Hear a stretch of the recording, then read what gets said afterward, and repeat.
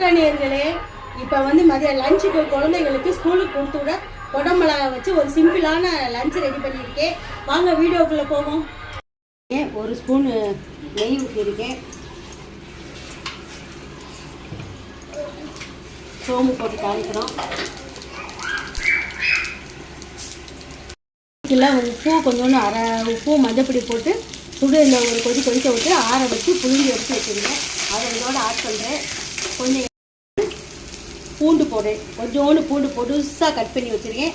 பூண்டு இஞ்சியை போடுறேன். ரொம்ப பொடுசாக கட் பண்ணுறதுனால பிள்ளைகளுக்கு சாதத்தில் சாதத்தோடு சாப்பிட்றப்ப அதில் பிள்ளைகள் சாப்பிட்ருங்க. குடமிளகாவையும் பொடுசாக கட் பண்ணிக்கோங்க. பச்சை மிளகாயும் பொடுசாக கட் பண்ணிக்கோங்க. தக்காளியும் போட்டுருங்க. எல்லாத்தையும் போட்டுருங்க.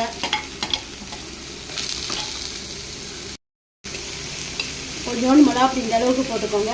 இதில் நான் பச்சை மிளகா போடலை, ஏன்னா குடமிளகாவும் பச்சை கலரு. பச்சை மிளகாவும் பச்சை கலர்னா பிள்ளைகள் சாப்பிட்றப்ப அது உரப்பு ஆயிரும். அதனால் பச்சை மிளகாயை நான் தவிர்த்துட்டு தனி மல்லிப்பொடி கொஞ்சோண்டு போட்டிருக்கேன். உப்பு போட்டிருக்கேன். இதெல்லாம் வதங்கட்டும். ஒரு ஸ்பூன் மஞ்சப்பொடி,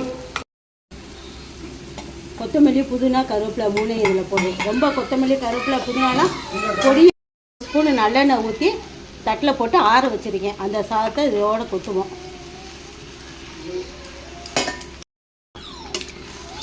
சாதத்தை போட்டு கிளறிடுவோம். கிளறிட்டு குழந்தைகளுக்கு லஞ்ச் ரெடி. லஞ்சுக்கு சைடிஷ் உருளைக்கிழங்கு.